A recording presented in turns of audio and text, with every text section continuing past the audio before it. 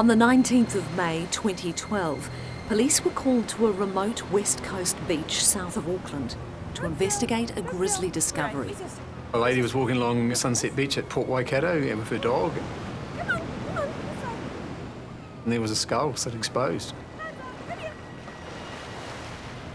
There was information that was released to the media that it was a young woman, and we're looking into missing person files.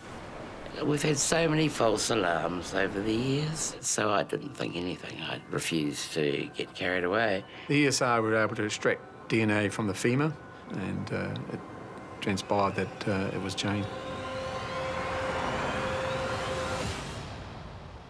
A cold case that's baffled police for almost 20 years is once again an active investigation. And all I thought then was, oh dear, it's 1993 all over again. My hope for her was that she was alive all this time. When they found her body, fucking totally destroyed me. It was, exciting. It's what you train for. Here's a chance to find a closure for the family. But after 26 years and 3 exhaustive investigations, no one has been held accountable for the death of the young woman. This is the frustration for me. I've now retired, and it's been a frustration of mine not being able to finalise this case. Police believe it's never too late to solve a cold case, even after almost 3 decades. We've brought together a specialist team to review some of New Zealand's most haunting unsolved murders. They'll use their skills, expertise and up-to-date technology to look at things with fresh eyes. No one deserves to end like that at 17. She had a son, she deserved a go, and she never got that. The door never closes. The door is still just there, swinging. Why, when, how, who, why? I think the question will always just be why. What will it take to answer those questions and solve Jane Furlong's murder?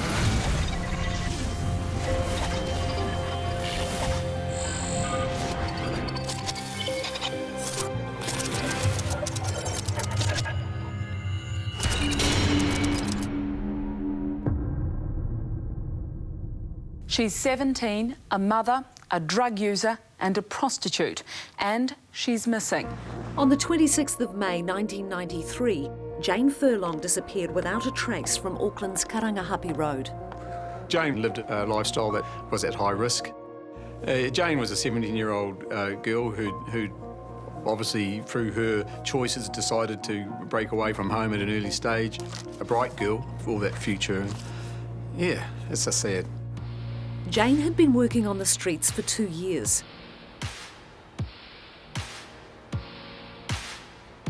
This is Jane 3.5 weeks before her disappearance. Incredibly, she and her friends had just been filmed for a documentary on prostitution.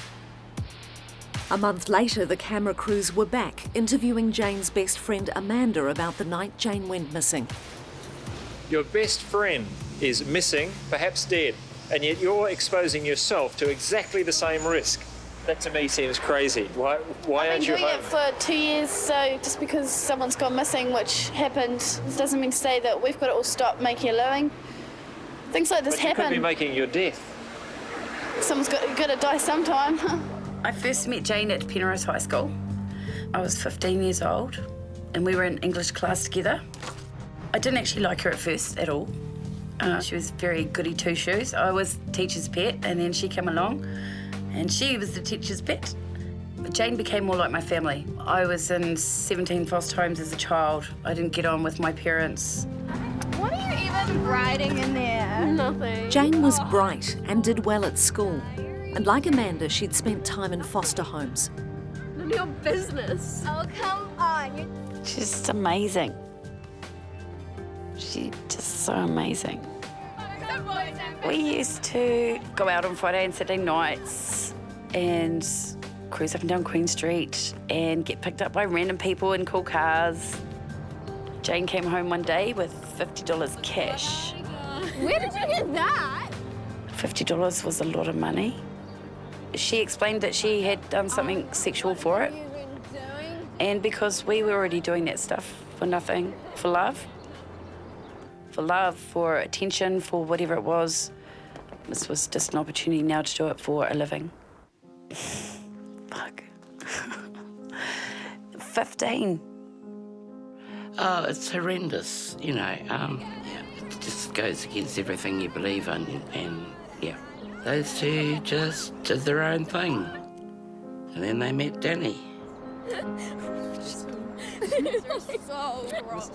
She really had it for Danny. Soulmates from the beginning. Crazy, crazy. So then it was the three of them doing their own thing. I didn't like him. I thought he was an egg. I just said, get rid of him. If we had been able to get Danny out of the picture, it would have been different.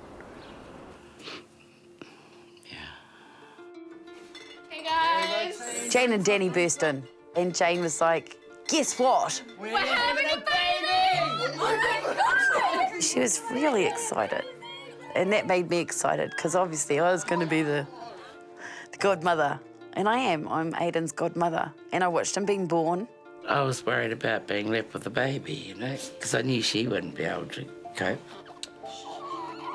She was very casual in all her attitude, just casual. She doted on him. She really struggled, though, with the fact that her profession was what it was, and she couldn't do both. She couldn't be a mother and a prostitute. I think that's when it dawned on her, I'm in big trouble here. Aiden went to live with Danny's parents, and Jane was starting to have doubts about her boyfriend as well. She wasn't happy with her relationship with Danny. It's both our problem. So I introduced her to my friend, and she was going to be associating with my friend that night. So we'd made plans to go out and stay out the night. On the 26th of May, Jane and Amanda and Danny took a taxi from Manihanga and into town to work. So we got up to K Road. Danny had some shit to do with a car. I don't even know. I wasn't even listening. I really didn't give a shit. We know that Danny then had used a taxi driver that took them there to go and uplift a broken down car in the Newton area. See you later, girls. He left, and we stood out there, had a cigarette, talked about how the night was going to go. And then I went on a job. When Amanda came back, Jane was gone. Gone on a job. She'll be back soon. I'll go on another job. When I come back, she'll probably be there. There was never a time in the whole time I knew Jane that I hadn't heard from her within 24 hours. By the morning, and not hearing from her.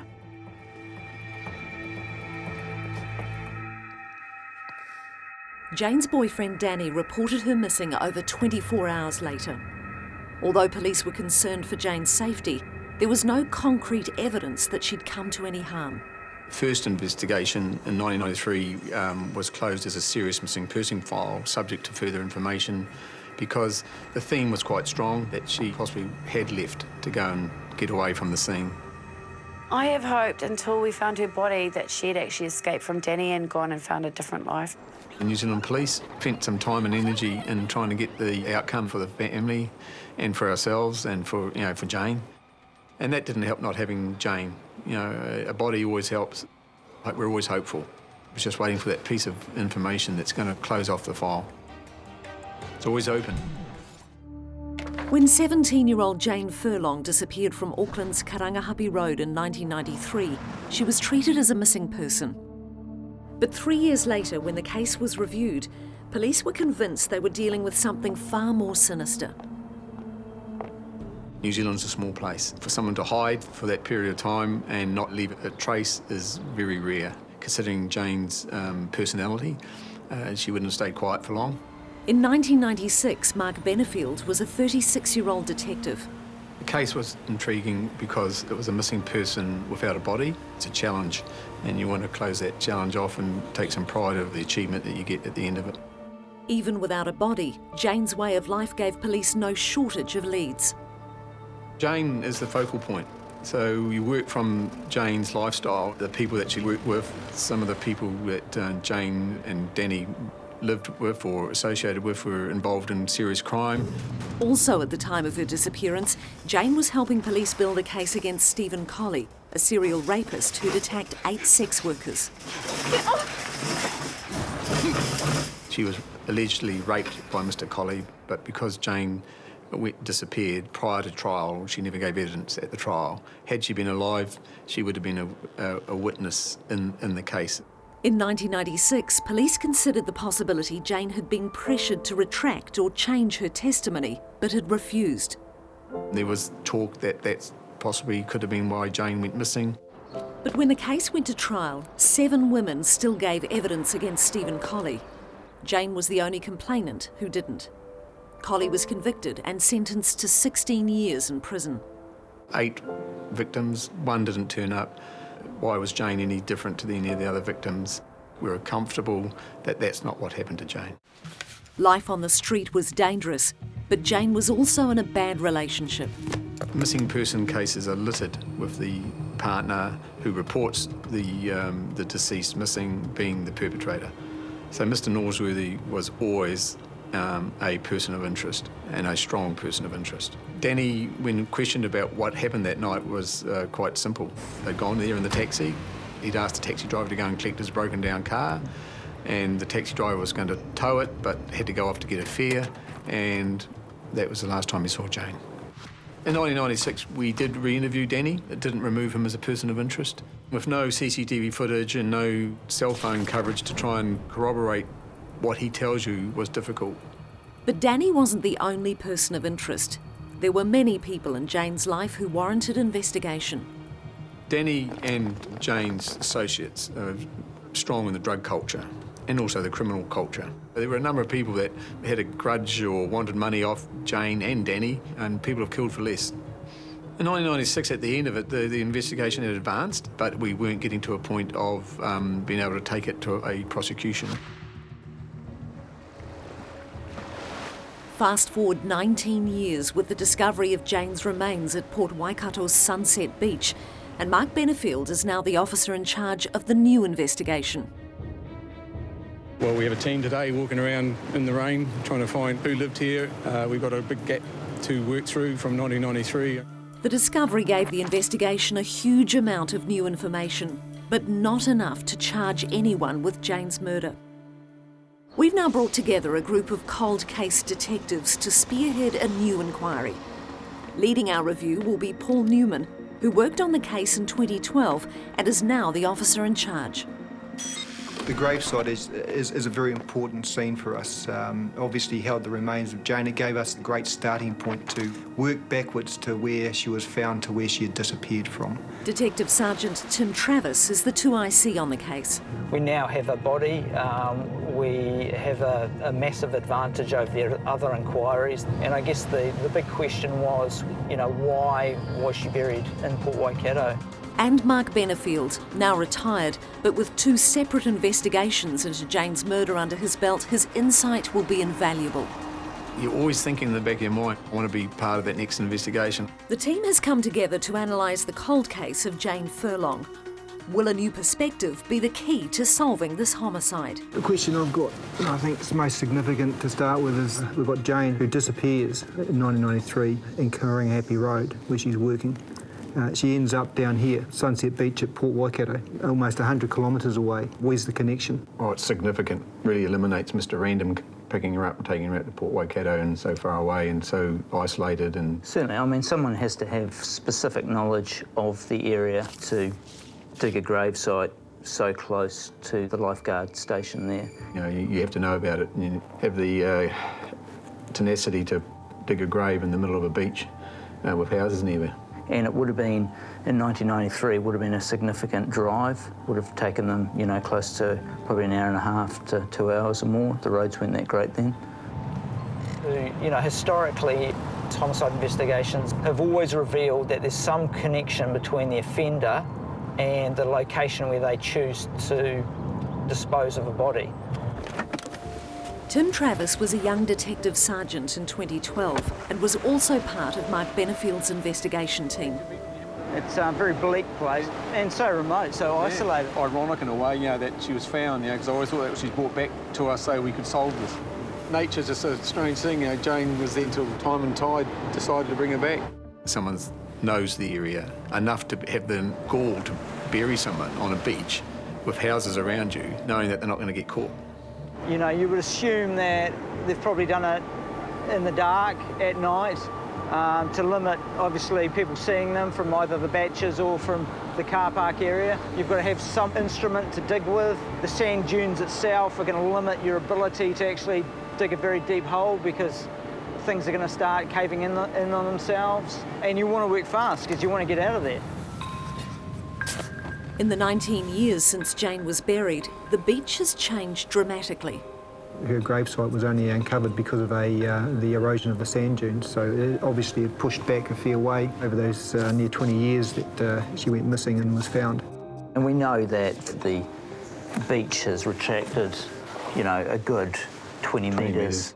The lifeguard tower there, that doesn't exist anymore because they've had to move that and the car park back now. You're saying that the car park's actually almost disappeared now? Almost disappeared, yeah. Identifying just how much the landscape had changed became vital to the team. In 2012, police unearthed a photo book showing the dune area as it was in 1993. So what we wanted to do was to pinpoint on those photos where Jane was buried.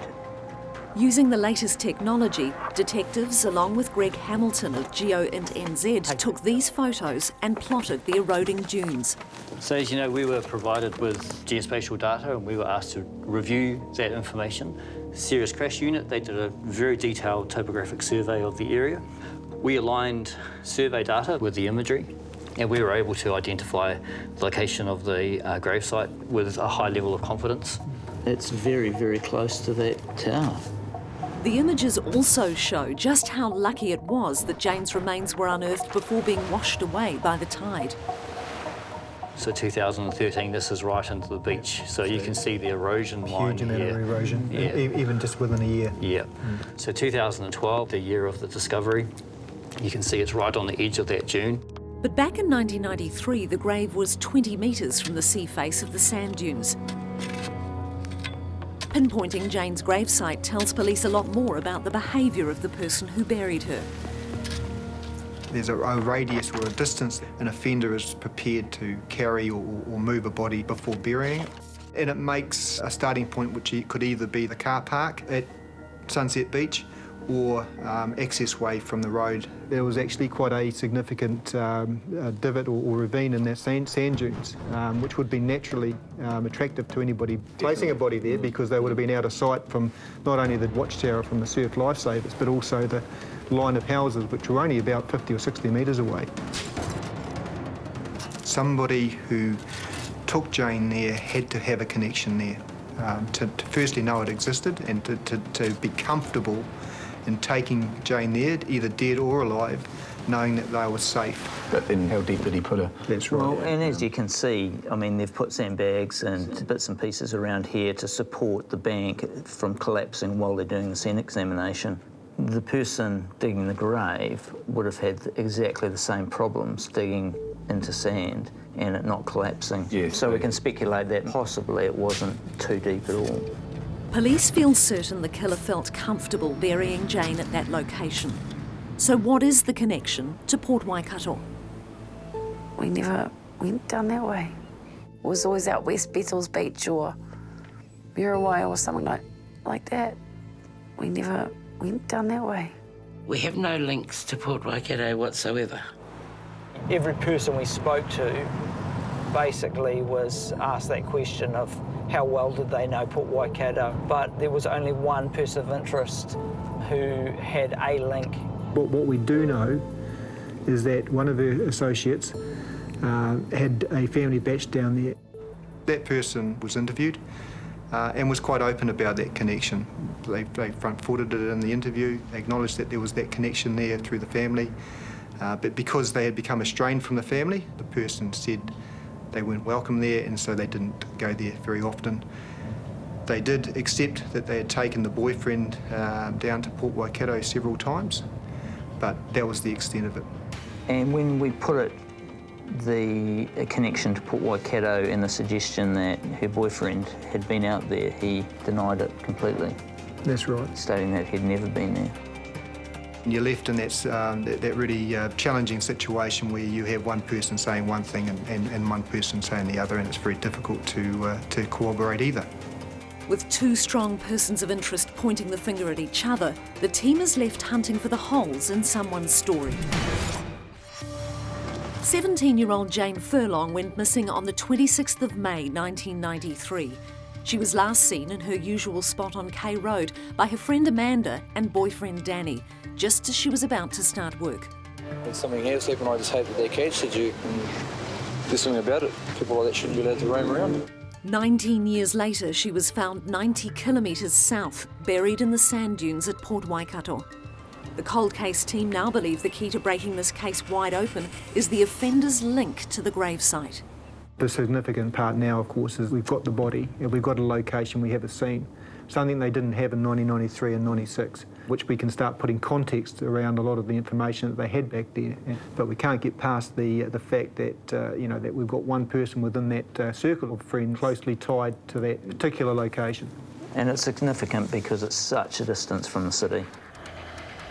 When police first interviewed the suspect with the Port Waikato batch, he said he'd also taken Jane's boyfriend there. So we know Danny's got a violent criminal history. He has a lot of convictions for violence towards women, and one of those is the conviction of assaulting Jane. Fucking off the charts. It really was. It was off the charts. Some of the shit that I saw was just... It's the kind of shit I'll never forget. At its extreme. Okay, what are you doing? Leave me alone! He dragged her around by her hair and went to hit her with a metal bar. And then I jumped on top of her to stop him from doing that, and only then did other boys step in. After Jane vanished, police received a lot of information that suggested Danny had a hand in her disappearance. There's all this talk around these parties where Danny and his best friend at the time, told everybody they'd do it. What's that all about? Crazy. I recall going to a prison in the South Island to interview an informant who alleges that at parties, Danny professed to have killed Jane and buried her at a bridge in Te Atatu, which clearly is now shown not to be the case. Oh, shit. Sorry. What do you... Whether that was people wanting to big note and feel that he was important, who knows? We know that Danny had an affinity for the woodland riverhead. Waitakaris. Yeah, looking for certain... magic mushrooms. Yeah. Which showed he was a lot more comfortable with that sort of area. Than he might have been with Port Waikato. Not to say, we keep an open mind, we have to. Danny denies ever going to Port Waikato, which leads the team back to the person of interest with the family batch. We do know that his whereabouts on the 26th of May are unknown between, our red zone time of 8 p.m. to 11 p.m. And he hasn't given us an account for that time. And then the following day he was to appear in court and he failed to appear in court. The link to Port Waikato is important, but it's even more compelling if the strong person of interest can't account for his time around Jane's disappearance. What we need now is somebody that was close to him at the time, a friend or an associate who can come to us and they can corroborate or refute what he said. We need that person to come forward. Police are hoping that some of the people who've been reluctant to speak to them in the past are now more prepared to open up about what they know. Jane kept a diary for the last 3 years of her life, and it's also become a valuable source of information. $100 for a night's work, $150 the next night. Reading the diaries as a father, it paints a very tragic picture and really personalises Jane as a real person. Why does she weigh herself a lot? 7 stone, 44. The way that she articulated herself shows an underlying intelligence and awareness. At the same time, she was very young, trying to interpret the world through very young eyes. Today I brought a Datsun 120Y for $100.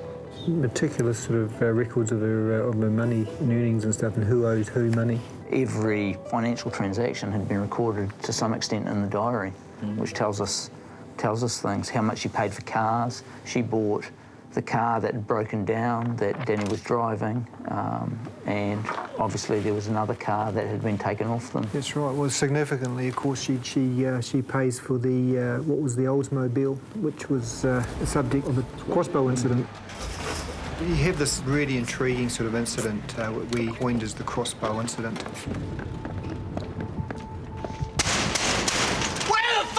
Danny and Jane frequented a place where people would go to drink and to smoke cannabis. The people that ran this location, one being our person of interest, believed, rightly or wrongly, that Danny and or Jane had stolen property belonging to them. The person of interest was a lead conspirator in deciding that they were going to take the car that Danny and Jane owned to pay part of that debt. Jane, being Jane, was at the front of... Get off my property! Rah, little redhead thing, rah. Give us the fucking car. Jesus Christ, Jane! I told you, I don't have your car. Jane had a knife on her at the time and had confronted this person who had pointed the crossbow at her. We were called for backup, carload full of people. All of a sudden, we could hear police sirens and helicopters, and so we all sort of split. Hurry the fuck up! Danny, go! Let me go! Shoot him! Go! Oh my God! Assholes! That was a pretty freaky night. Apparently, Jane and Danny gave statements to the police about what happened. So that could also be another reason for whatever. The cold case team believe the Crossbow incident is significant.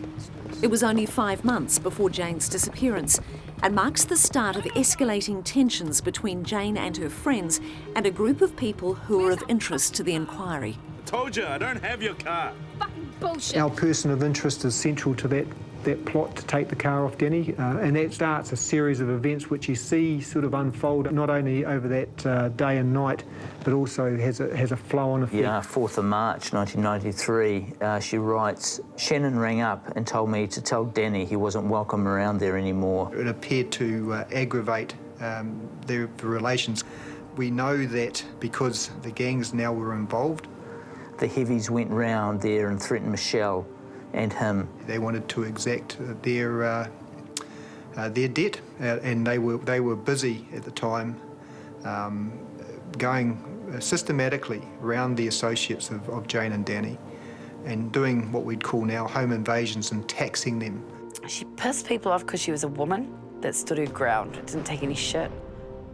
She was real. I don't think anyone can handle real.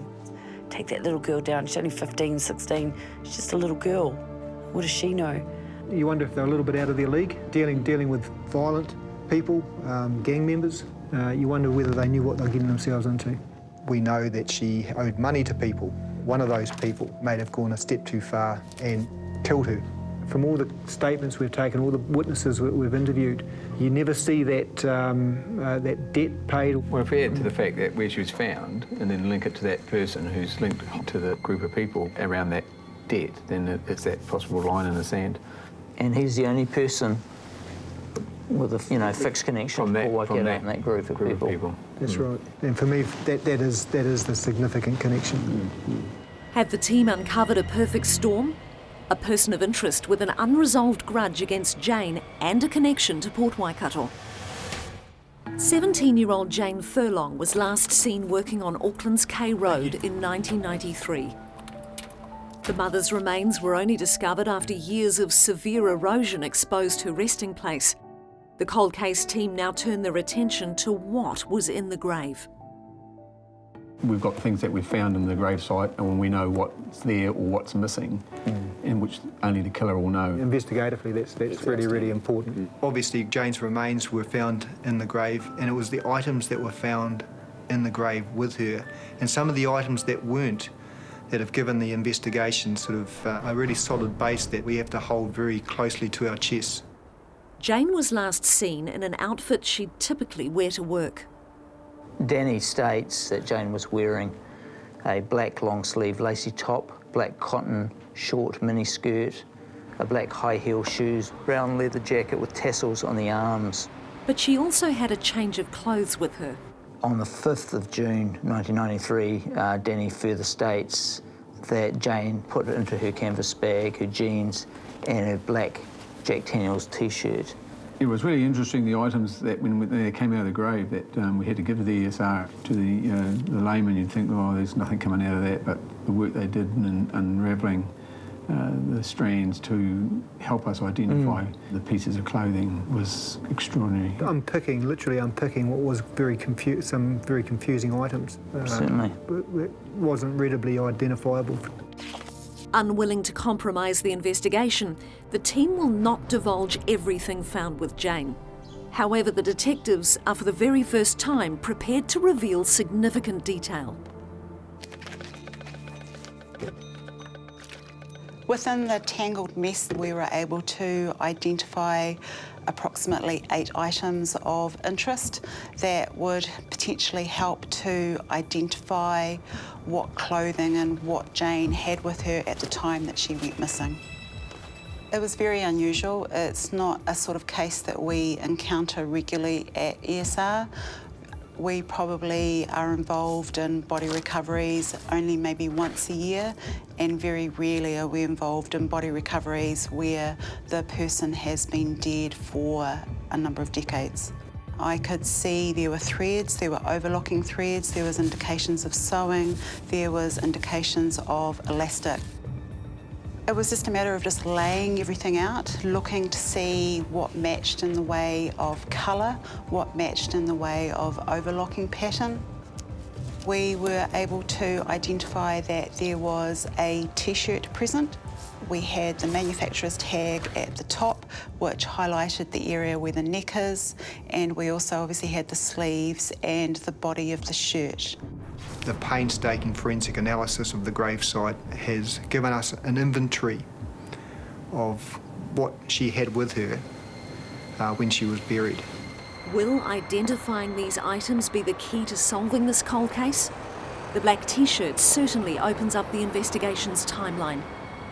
She definitely has got changed at some stage. And I guess that sort of really raises that question of what actually happened to her between that time she was in K Road to the time that she's ended up at Port Waikato. Yeah, definitely. I mean, when was she buried? When did she have the opportunity to change the clothing? And over what time frame are we looking at? Jane was wearing her favourite leather jacket when she was last seen, but it's missing from the gravesite. It was either separated from her during the process of transporting her from the city to Port Waikato, or somebody's keeping it as a keepsake, or even handed it on. Yeah, well, I need to get that off their chest at some stage, and you want it going to your death bed with it on your conscience. Police need to know the fate of Jane's leather jacket. Now the team has established what was buried with Jane and what's missing, they review the timeline and discover a sighting that up to now has never been fully corroborated. So Amanda and Jane are working up there. Amanda gets that job. When she comes back, Jane's gone, and that's around about 8:30, isn't it? It's around 8:30, yes. And everything after that becomes a little bit grey for us. Several witnesses have said that she's run into one of these parlours. I think it was Adam and Eve. She was running scared from somebody, that somebody was chasing her. Although in 1993 K Road was a very dangerous place, this sighting has always seemed unlikely because it was quite a distance from Jane's patch. The Rendles girls, in between Rendles and McDonald's, that was our spot on that side of the road. The infamous three, Natasha, Jane and Amanda.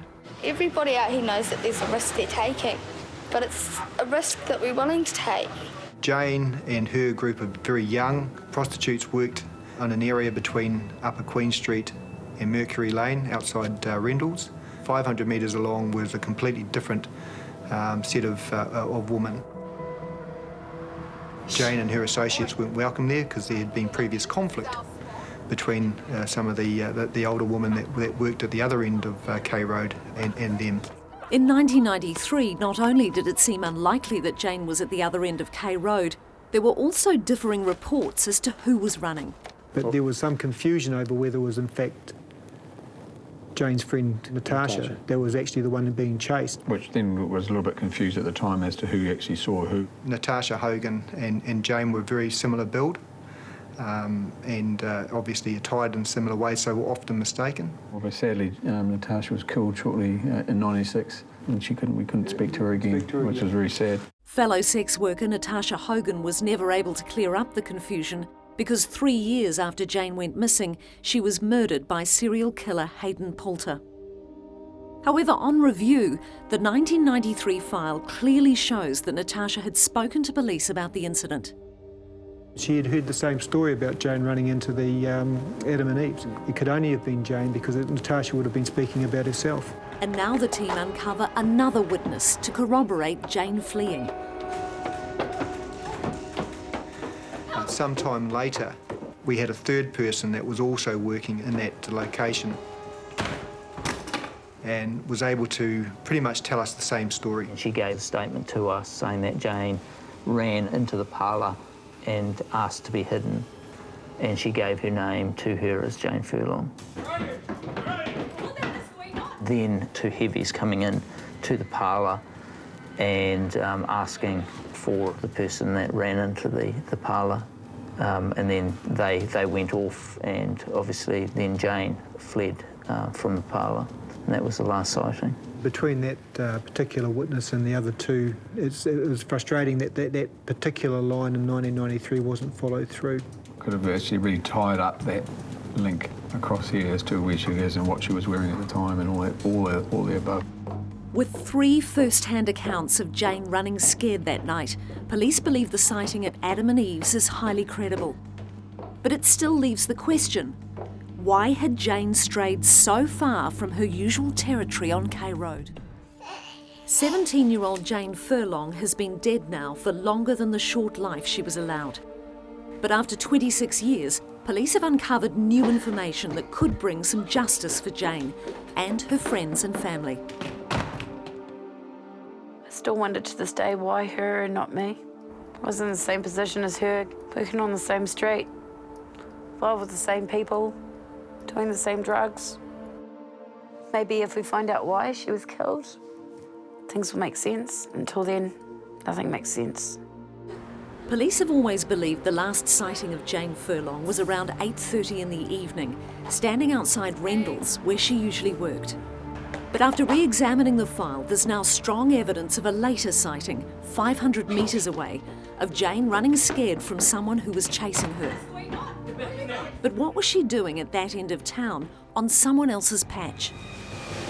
When the men came into the parlour, as Jane was hiding, this witness asked them why they wanted her. They said that Jane owed them money for drugs. And we know of Jane's drug habits through her diary, and she owed money to various people. It was also alleged that she owed money to our person of interest as well. That comes from his own statement, doesn't it? And of course it's his link to this particular location in that cafe. Because he used to frequent the In-Between Cafe. The In-Between Cafe was in the same block as the Adam and Eve massage parlour where Jane ran to hide. A couple of the witnesses that we spoke to had indicated that Jane had started frequenting the In-Between Cafe. We know that our person of interest would often stop in at places like the In-Between Cafe, in his own words, to play video games. So having Jane up at that sort of area of K Road, I guess it puts them on a collision course at some point. You've got a person who's very much at the centre of the loose group of associates around Danny and Jane, also connected to what we know as the Crossbow incident. And Port Waikato. Trifecta. Fresh eyes have allowed the cold case team to draw a series of strong connections to one person of interest. Could the new links finally lead to Jane's killer? She wouldn't back down, she would have fought. Circumstances could have easily spiralled out of control. Jane was no shrinking violet. She would stand up to most people. Foolishly probably believing that other people had her back. I don't think they did. For someone who was so small, she had a lot of guts, and she knew what she believed in, and she had the right sense of things. She wasn't an asshole. We just were surrounded by assholes. What frustrates me about this case is that we have this person of interest with a Port Waikato connection. We haven't closed off that time zone that he's unaccounted for between 8 p.m. and 11 p.m. that night. We know that there's people out there that are holding information back and are still unwilling to speak to us about that person. At some point, you just wonder whether that that burden of holding on to that information just will get a little bit too much. Been a few that have refused to engage with us. Some of them who we've interviewed have given us a certain amount of information, but when it comes to some of the hard questions, haven't been prepared to open up to us fully. The team believe there are still witnesses out there who haven't disclosed all they know of Jane's disappearance or who was around her at the time. She was a human being. She was a young, intelligent woman. You look at her diary, you can see she's crying for help. Just a few days before she disappeared, she writes, "I've tried to be good and nice to everyone. I've never mucked anyone around, yet everyone shits on me. I hate life. Why can't I be loved?" How much do you think about her now? Oh, all the time. Every day? Do you cry much at all? It's 25 years it's been going on. It's a lifetime. I was only 43 and now I'm nearly 70. Dear, oh dear. I have regular contact with Judith, Jane's mother. It would be a great deal of satisfaction to be able to give her some sort of closure. She wanted to be a mother. She wanted to get off the street. If she had found a different way, like these days you can do free courses, if she could have done a free course for child psychology and raise her child, she would have done that. And I'm really sure she could have. I'm sure she would have been a great psychologist. Who knows what would have happened to Jane in the years if she had lived. One thing I can say is that a mother would have had her daughter and a son would have had her mother, and their lives, because of it, would have been different. Even for the detectives who've worked on Jane's case time and again, there's the nagging disappointment of not being able to solve this. This is the frustration for me. I've now retired, and it's been a frustration of mine not being able to finalise this case. I left with disappointment that we hadn't actually got to that point. I feel very confident. We've collated a very strong investigative case with the right people coming forward. I truly believe that this case can be solved.